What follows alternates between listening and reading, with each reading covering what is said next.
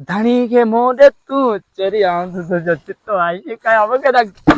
अल्लाह रे आशिकन सा जिलम सरियाम थीदो सुर सुसी का धा थीदो ने करे था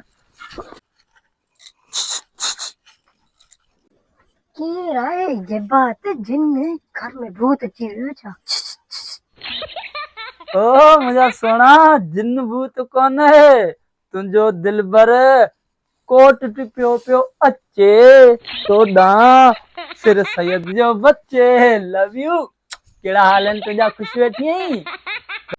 तू ये छा रबड़ गंजा यो लक्षणी तो जान सैयद जो सिर बचंदो तो जो कोन बचंदो जे मोरा घर वाला है तो मथो पाड़े दींदो चंडा एडा धिपा कुडियो छो पियो चे ते कम करो तो जा अड़ी चरी तू मुखे डप पई दी ही रबड़ गंजे जो सर त्री मथे पियो है आऊं तो खयो पियो हला मन को मुझो सर सिसी का धार कंदो मुझो नालो थींदो आशिक कुर्बान थियो महबूब जन पोया आई मुझी गाल बुध कावश अखबार में इंदो रबड़ गंजो महबूब जे प्यार मा मारजी वियो लियो तू दे खबर केड़ा तुझे हालन खुश इते ही भी जागते आए सिरड़ी मथे में हणदी सा यो मथो डाबो रे चिबो करे छदी हाल वापसी अड़ी चरी आऊं तो के पसंद करा तो तू मके पसंद कौन थी करी छा फिर हणी मुझो मगज 4 हिस्सा करे छे 8 हिस्सा करे छे ही मजनू वणण वारो कोने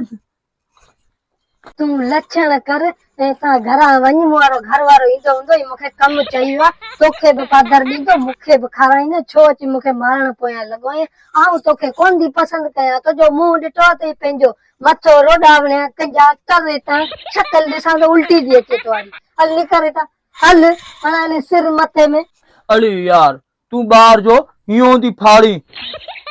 सिरू हण दे मैं बुबू के मारे चंदे मोके तो वडो दुख दिया तया मोबाइल नंबर दे रात जो हाली हवाली थी दासी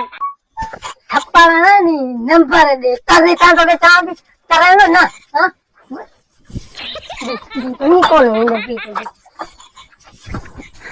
मुझे मैं भी बच्चे ताते पो वजा करिए कोनी तो सा अरे लांतीर